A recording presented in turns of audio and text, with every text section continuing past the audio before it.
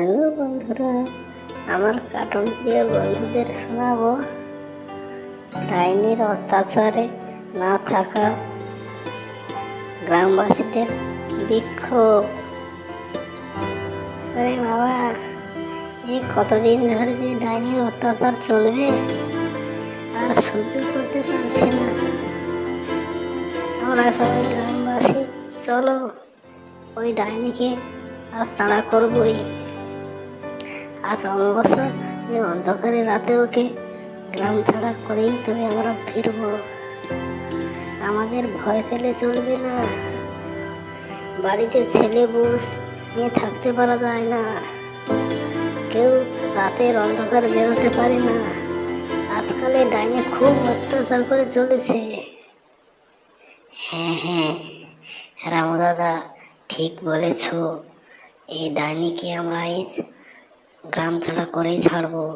তুমি হলে আমাদের দলের বয়স্ক মানুষ, তুমি হাতে মশালটি জ্বেলে ওইদিকে এগিয়ে যাও, আমরা তোমার পেছনে আছি। একদম ভয় করবে না রামু দাদা। হ্যাঁ, ঠিক বলেছিস।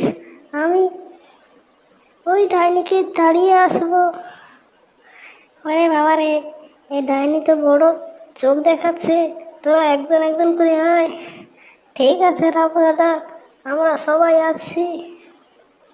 এই বলে গ্রামের প্রত্যেকজন মানুষ হাতে মশাল জ্বেলে ডাইনির অত্যাচারে না থাকতে পারায় ডাইনি তাড়াতে সবাই বেরিয়ে পড়ে।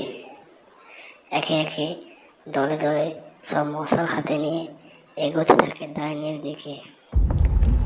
কিন্তু ডাইনি ভয় না পেয়ে সে আরো গ্রামবাসীদের ভয় দেখাতে থাকে।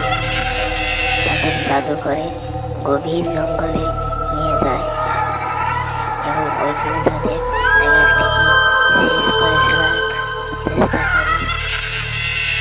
ওরে বাবা, ডাইনি আমাদের কোথায় জাদু করে নিয়ে এসেছে? এ তো গভীর জঙ্গল, যেদিকে তাকায় শুধু জঙ্গল আর জঙ্গল, কোনো মানুষ খুঁজে পাচ্ছি না। তোমরা কোথায় কোথায় রামু দাদা? আমি ভয় করছি। এই ডাইনিকে দাঁড়াতে এই গভীর জঙ্গল মনে হচ্ছে হারিয়ে গেলাম। হেল্প করো, কে কোথায় আছো? হেল্প করো। আমি এই জঙ্গলে ভীষণ ভয় করছে। আমাকে ডাইনি ছাড়বে না মনে হচ্ছে।